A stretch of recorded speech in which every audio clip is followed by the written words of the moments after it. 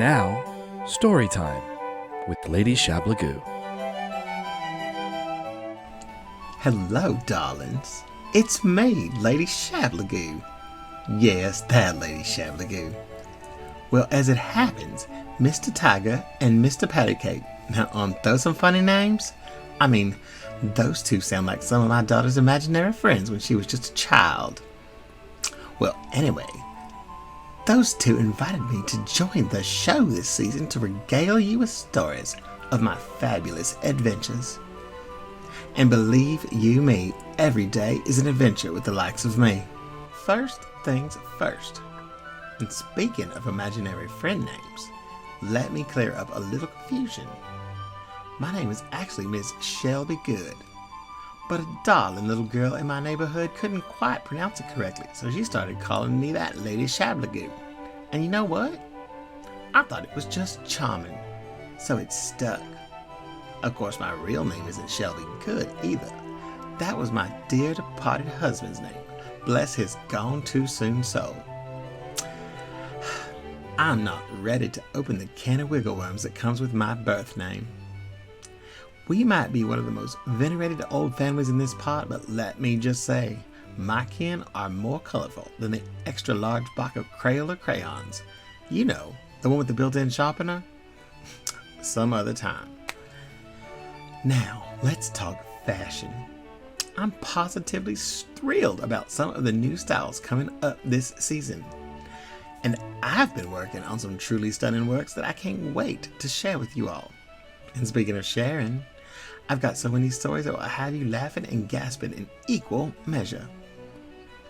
For example, did I ever tell you about the time I went to our summer cabin and found a deer in my pantry? Or the time I accidentally went grocery shopping at a nudist colony. My. Oh, the things that happened to me. And I'm tickled pinker than a brand new piglet for season 2. And all the fun we're gonna have together. So, sit back, relax, and let Lady Shablagoo take you on a wild ride. Just be warned, I never quite got the hang of the driving stick. So you better hang on tighter than a baby possum holds on to its mama on the run. Next time, I'm going to tell you about my wonderful lemon confection. Bye, y'all. Well, bless your heart. I do love to share stories about my lovely lemon confections. They're a bit of a local legend, you know. But don't you think for one sultry second that I'm ready to share my recipes. It all started one summer when I had a bumper crop of lemons in my backyard. I just couldn't use them up fast enough. Lemons in my iced tea, fresh squeezed lemonade, homemade mayonnaise. It was almost as good as Duke's. And I canned so much of my scrumptious lemon marmalade that just about every Frigidaire in town had a jar. But I still had more lemons than I could shake a stick at. So I started experimenting with different recipes to use those lemons in. And that's when I hit upon my lemon tart filling.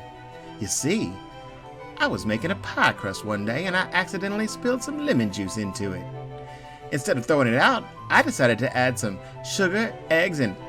Oh, I see what you're up to.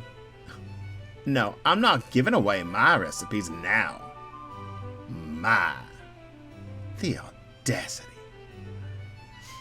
But that day a miracle happened. A kitchen miracle. That filling, it turned out to be the most delicious lemon filling I've ever tasted. And it was the best thing that anybody had tasted. It won the grand prize at the 1989 Marion County Fair. I started making lemon tarts with my miracle filling. I'd bring them to church potlucks, funerals, all the local picnics, and pretty much every other event where folks like to eat, and they were always a hit. In fact, not a few fistfights occurred over the last tart on the table. My! Before long, word had gotten around town about my lemon confections. People were asking me to make some for them for their special occasions.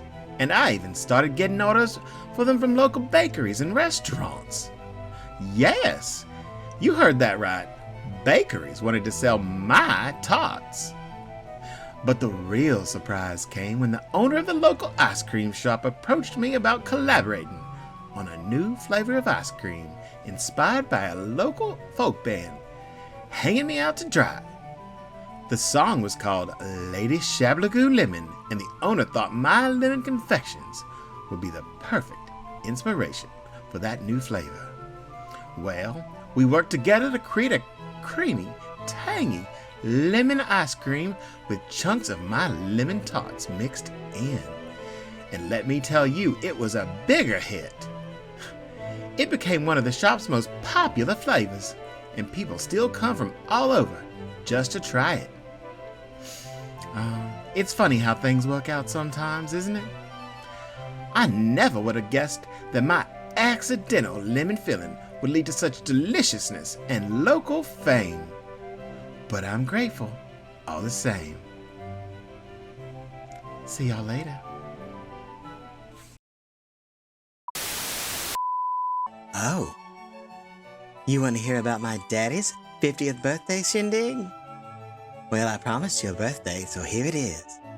Let me tell you, it was one for the books. We had the whole shebang set up at our family farm. My parents, not mine, of course. We don't have a farm, we live in town. With decorations and food and a band to celebrate the occasion.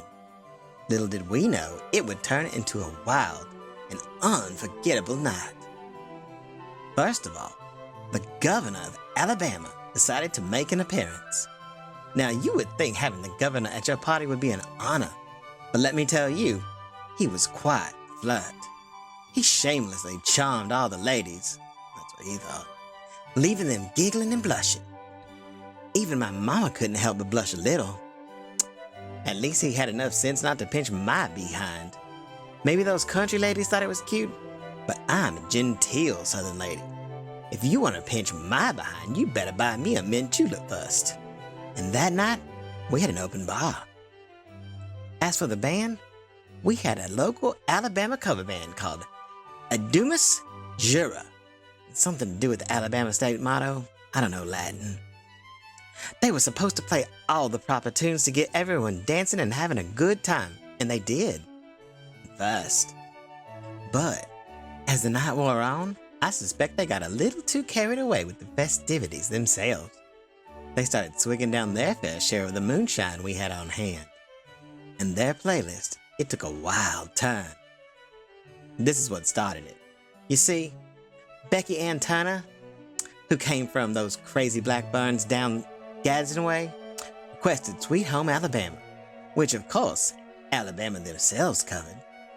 But after that, we were all rocking out the Lynyrd Skynyrd songs instead of the more traditional tunes we had intended for the rest of the night. Nobody minded. They even let my dear Shelby sing lead on Simple Man, which he dedicated to my daddy. Afterward, Daddy kept telling anybody who would listen that he just got smoke in his eyes during that song. Men are so funny sometimes. They ain't fooling nobody but themselves. And then, to add to the chaos, a bull calf managed to escape from its pen somehow. It started chasing all the dogs that people had brought to the party, creating a hilarious scene of dogs running every which way with a frantic calf hot on their heels. It nearly toppled the beautiful cake, decorated with ice and camellias and an edible yellowhammer that my cousin had spent hours meticulously crafting. You know, those are the state flower and bird of that lovely state. But you know, the biggest surprise of all came just about the time the sun went down. Just when we thought the wildness had reached its peak, a group of skydivers floated from the night sky, illuminating the entire farm with fireworks and colored smoke. It was a breathtaking sight, and it left everyone in awe. Oh, I know you're wondering, so I'll tell you.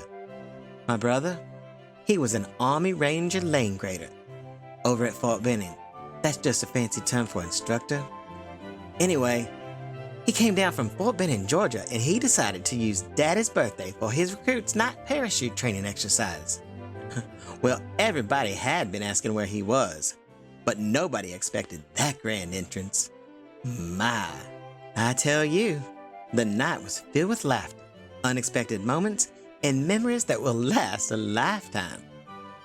It may not have been a picture-perfect birthday party we had envisioned, but it was a celebration like no other. That's it for today. I don't know what I'll tell you next. Maybe I'll tell you about my kids. Oh yeah, I got kids. I might also tell you about my famous spaghetti.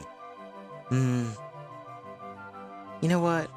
I think I'll just surprise you and save them kids and spaghetti for later. See ya. Oh, I'll never forget the time I went camping in the mountains, and I had a bit of a run-in with a bear. We had set up our tent in a lovely little clearing with a nice fire going and all my camping gear, just so. That's when we noticed two things. In the rush to get out of the house, Mr. Shelby had forgotten all of his clothes and gear, and I had forgotten the delicious hummingbird cake I had made just for the occasion. He quickly headed back up to the house to get his clothes and our cake, and we decided he would head back first thing in the morning since it was already getting late. Oh, don't you worry about me. I'm no damsel in distress, and I could use some alone time anyway. Not long after, I settled down for the night, looking forward to a peaceful sleep under the stars. But then, in the middle of the night, I was awoken by a rustling sound outside my tent. At first I thought it might be just a raccoon or a skunk, and I tried to go back to sleep. But then, I heard a loud snuffling sound and I knew it had to be something bigger. I peeked out of my tent and saw a big old black bear rummaging through my camping gear. Well, I was a little scared and a lot annoyed. I knew I had to do something. I slipped out the back of our tent, nothing but my nightie on, and looked around for something, grateful for the full moon. I grabbed our latrine shovel and I started banging on an old stop sign that someone had conveniently nailed to a nearby tree, just to scare that bear away. And it worked. The bear turned and lumbered off into the woods, leaving me alone. But for one little problem, he had taken all of my clothes. I was left standing there in my sleeping bag, shivering and wondering what to do. Luckily, I had a spare set of clothes in my car. Oh, bother. The car was probably still in my driveway. Well, wouldn't you know, Mr. Shelby showed up not 10 minutes after that bear hightailed out of it. He said it was on account he couldn't sleep for worrying about me out in the woods with only God's creatures to keep me company. But I knew the real reason. He didn't like sleeping alone. I was grateful all the same, but the rest of the trip was quite an adventure, let me tell you. A raccoon, it did show up, asking for snacks the next morning, and oh, Mr. Shelby did find my clothes in a clearing about 100 yards away. But that naughty bear, he stole my undergarments.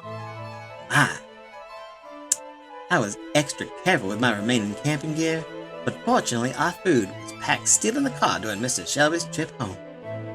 I sprayed Chanel No. 5 all around the camp to make sure that pesky bear didn't come back for another visit. I was not going to share my lovely hummingbird cake with that panty-stealing black bear. Not one slice. It goes to show, you never know what kind of critters you might run into out there in the wild. I heard that Mr. TxTygrr is having a birthday today. And well, I think I'll tell y'all about a special birthday next time. Well, I'll see you later, and happy birthday, Mr. TxTygrr. Well, hello. Looks like you've caught me at the beach. Well, let me tell you about the first time Mr. Shelby took me to the beautiful beachside city of Destin. We arrived at the resort, excited to soak up the sun and enjoy the sandy shores. Little did we know, our adventure was to take a delightfully silly time. As we strolled along the beach, we couldn't help notice a muscle-bound fellow, strutting his stuff, flexing his biceps like he was auditioning for a bodybuilding contest. Now, this man had more muscles than brains, if you catch my drift. He strutted around, trying to impress all the ladies with his Herculean physique. But lo and behold, just as we'd settled down on our chairs, a manatee, of all things, decided to make a grand appearance right next to us in the shallow water. Now, this gentle sea creature was about as graceful as a butterfly on stilts. It seemed to have mistaken the beachgoers for a buffet line and was waddling around, bumping into folks with its enormous body. The muscle man was too busy flexing and posing and didn't even notice that manatee lumbering right towards him. Well, let me tell you, it was quite a sight to behold when that manatee bumped into him, sending him toppling over like a sandcastle in a gust of wind. The beach erupted in laughter, and even the muscle man had to chuckle at his own expense. The manatee, seemingly unfazed, continued its leisurely swim walk along the shore, as if it just pulled off the best prank of the day. Needless to say, that beach day in Destin was one for the memory books. Life is full of surprises, my friends, and that day at the beach was a reminder to always expect the unexpected. This is Lady Shablagoo. See you later, honeys. Oh, well, hello. Oh, let me tell you all about my arch nemesis, Miss Penelope Finster, or as I like to call her, Penny Pincher. That woman is always trying to one-up me at every turn, bless her heart. But how she does try. Now, the reason I gave her that name is quite funny if you ask me. You see, Penny Pincher had a reputation for being tight-fisted with her money. She squeezes every last penny until it squeals, and she never misses a chance to show off her thrifty ways. So naturally, the nickname just stuck like molasses on a hot summer day. The funny thing, she spends more money trying to pretend she doesn't than she would if she just ended that silly subterfuge. But that's not all, my dears. Penny Pincher has a peculiar habit of always having the meanest cat or dog in town, and sometimes even both. I reckon she thinks they'll scare folks away or give her an air of importance. But let me tell you, those critters have got more bark than bite. I just give that animal my no-nonsense glare, and before you know it, I have them eaten out of my hand, but only behind her clueless back. Now let me tell you the tale of our very first run-in. It was a sweltering day, and the local ladies' club was hosting a garden party at my place. Everyone was dressed to the nines, or as nines as you can be in July, and we was having a grand old time, sipping sweet tea and swapping stories. Well, Penny Pincher just couldn't resist trying to outdo me in front of everyone. She'd married Felix Finster over in Athens at the Linden House Art Center about 3 months prior, which none of us attended because we didn't know her from Eve. But she just showed up here without an invite or a sponsor and wearing a hat so big it looked like she had a whole bald eagle's nest perched atop her head. My, bless her heart, she must have thought she was the belle of the ball. But I'll be darned if fate didn't step in and teach her a lesson that day. You see, my mischievous little terrier, Rufus, had taken a liking to Penny Pincher's hat.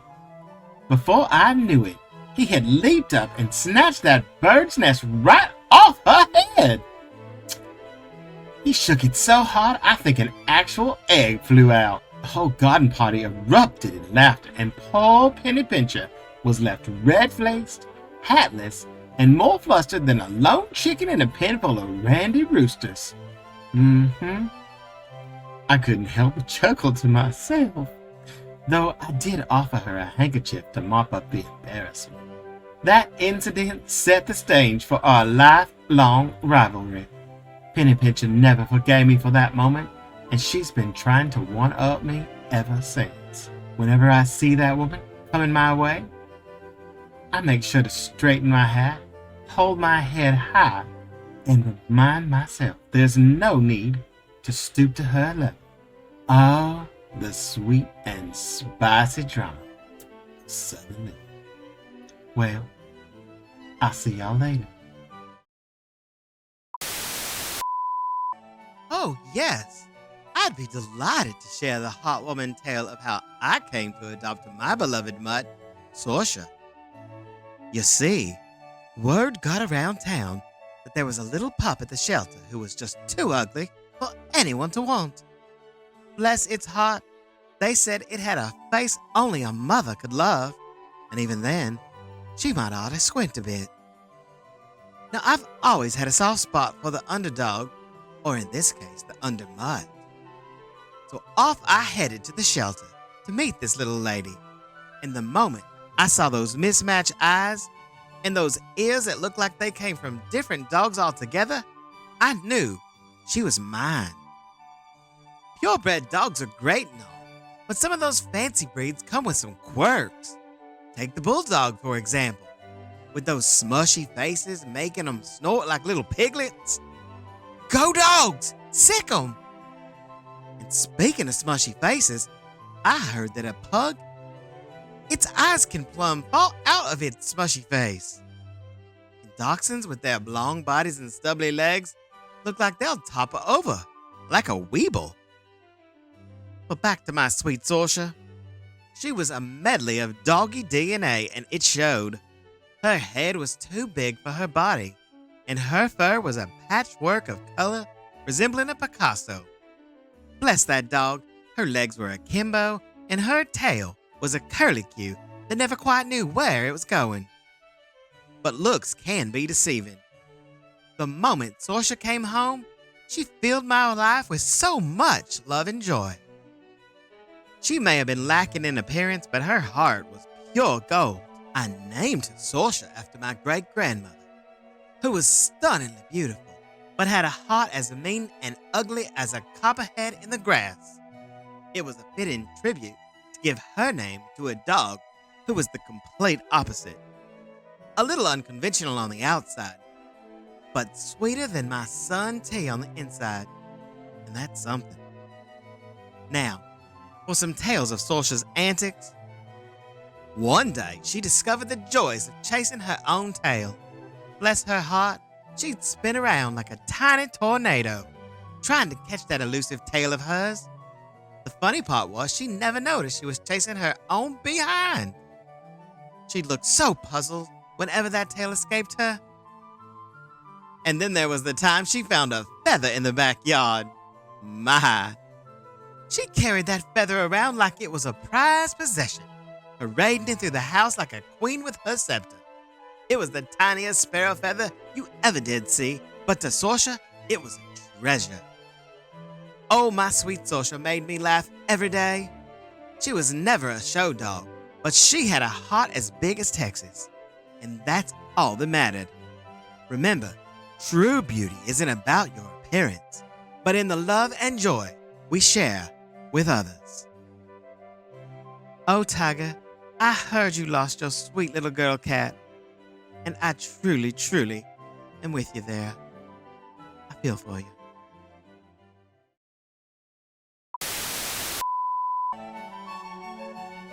Yes, TxTygrr. In fact, I do have a tale about a pig. No, not that kind of pig. I happen to respect law enforcement. My. But I do have a story about a particularly awful deputy one county over. However, that's for another time. Now let me tell you about the time I had a wild run-in with a large hog on my parents' farm in Alabama. It was an adventure I'll never forget. You see, I was visiting my parents with my children, who were still quite small at the time. We were having a grand old time running around the farmyard and pastures. We were just enjoying the fresh country air. I remember it like it was just yesterday. We was walking past a field, and out of nowhere, we heard a loud snorting sound. And then there it was, a massive hog, charging right towards us like a freight train. I reckon that hog had taken a liking to my mama's cornfield, and was none too pleased to find us intruders. My children dashed to the barn lickety-split, bless the Lord. But that left me to face that terrifying animal, all by myself. Now let me tell you, my first instinct was to run, but then I decided to climb up a nearby tree to escape that charging hog. It had been quite a few years since I'd done that, but I've always been a good climber, so up I went in a skirt, no less. I managed to perch on a herd of branch just as the pig reached my tree. As I struggled to get up the tree, I noticed a gaggle of geese thereby, honking away as if they were cheering on that hog. It was like they were in cahoots, determined to distract me and give that hog the upper hand. I'm not sure if it was the adrenaline or the sheer absurdity of the situation, but I couldn't help but burst into laughter. There I was, stuck in a tree, with a gaggle of geese and a hog seemingly teaming up against me.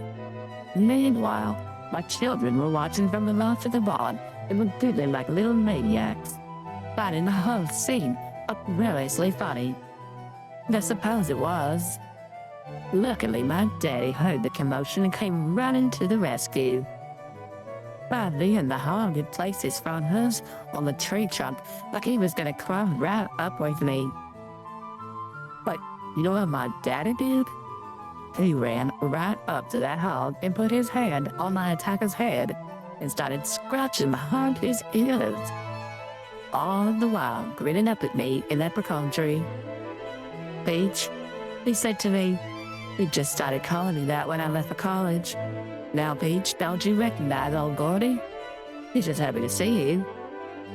I stared at him for a second, and sure enough, that big scary pig was the very same one I'd bottle-fed back when I was in high school.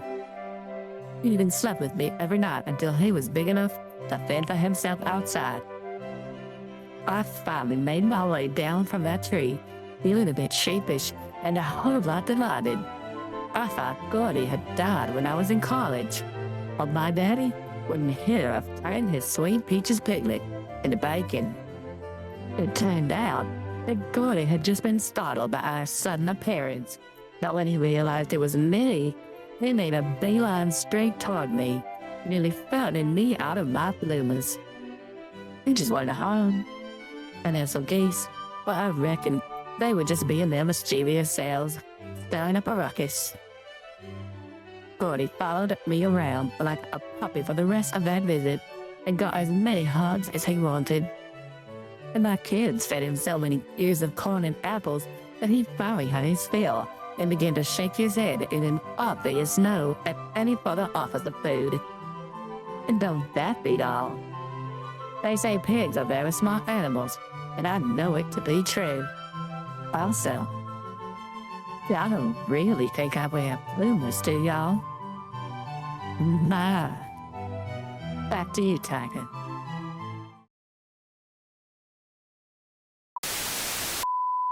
Well, Tygrr, it was quite a surprise to me as well. Let me tell you about the most recent escapade that had me laughing like a tickled possum. You see, just the other day, I decided to try my hand at making a fancy souffle. Now, I ain't no professional chef, but I thought it would be a grand idea to whip up a culinary masterpiece that would leave folks talking for weeks. So, armed with a recipe that looked like it had been written by a scientist, I set to work. I separated the egg whites from the yolks with more caution than a cat sneaking past a dog. I whipped those egg whites until they stood at attention, like a regiment of soldiers. And I carefully folded in the other ingredients like I was tucking a baby into bed. Feeling as proud as a peacock, I popped that souffle into the oven and watched it rise with anticipation. But here's where the hilarity kicked in, my dear. As that souffle poofed up like a blowfish, I couldn't help but admire its beauty. But just as I was about to take it out of the oven, that souffle let out a mighty sigh and deflated faster than a popped balloon. My! I stood there, staring at that sad excuse for a souffle, wondering what in tarnation had gone wrong. It looked like a crumpled up napkin that had given up on life. Well, bless my heart, I may not have had a picture-perfect souffle, but I wasn't about to let it defeat me. I scooped that deflated masterpiece onto plates and served it up with a flourish, like a magician revealing a trick that didn't quite go as planned. And you know what? Despite that less than impressive appearance, that souffle tasted like a slice of heaven. It was light and fluffy and just melted in your mouth like a cotton candy cloud. So there I was, sitting at the table, enjoying a souffle that looked like it had been through the ringer. Life's full of surprises, my dear, and sometimes the funniest moments come from the most unexpected places. So if you ever find yourself with a deflated souffle or any other mishap, just remember to embrace the laughter and savor the sweetness that life serves up. Thank you. Well, Sugar Plum, I do have some tried and true beauty tips that have kept me feeling fresh as a daisy, even on the hottest Alabama summer days. Sunscreen is your best friend. Now, I know that the golden sun can be tempting like a jar of honey, but you best believe slathering on that sunscreen is key to keeping your skin looking like a peach. Protecting your skin from those UV rays ain't just about avoiding sunburn. It's about keeping those fine lines and wrinkles at bay. So, whether you're strolling in the garden or tanning on the beach, make sure that sunscreen is your constant companion. Your skin will thank you, and you'll be glowing like a firefly on a summer night. Smile, smile, smile. Now, darling, ain't nothing like a genuine smile to light up your whole being. It's like putting a fresh coat of paint on an old porch. It instantly freshens things up. Don't matter if you're wearing the fanciest dress or the simplest jeans. A smile adds a touch of radiance that no makeup or fancy creams can match. So when life hands you lemons, you just give it your sweetest smile and watch how it transforms your day and your whole look. Hydration is the elixir of youth. Now, I ain't talking about some fancy potion from a wizard's cauldron. I'm talking about good old water. Keeping yourself hydrated is like giving your skin a drink from the fountain of beauty. It's like water in a garden. Those blooms just thrive.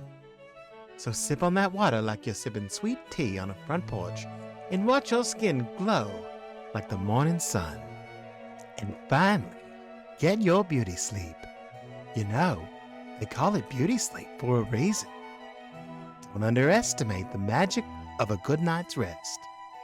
When you're snoozing like a content cat on a windowsill, your body's working its charm, repairing, rejuvenating, and bringing out that natural glow. So make sure your bed is as comfy as a cloud, slip on those PJs, and drift off into dreamland. You'll wake up looking like a fresh bloom in the morning dew. There you have it, my darlings. A couple more gems to add to your beauty treasure chest. Stay hydrated like a flower, dancing in the rain, and embrace your beauty sleep like a cherished lullaby. With a little water, rest, and a sprinkle of laughter, you'll be radiating beauty from the inside out. Also, keep that sunscreen handy and let your smile light up the world, and you'll be blossoming like a magnolia in no time. Oh my, maybe not that much. Oh yeah, that's much better. But most of all, beauty ain't just about what's on the outside. It's about the joy that's shining from within.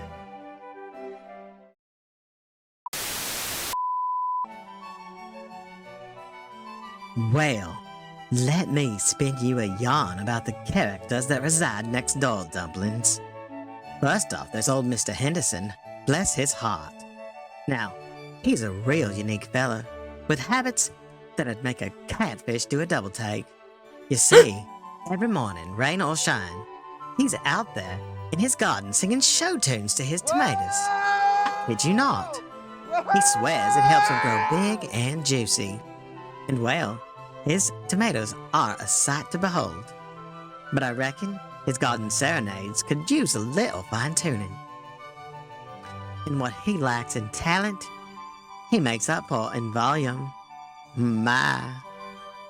I even heard that organic tomato farm on the outskirts of town hired him to sing to their tomatoes.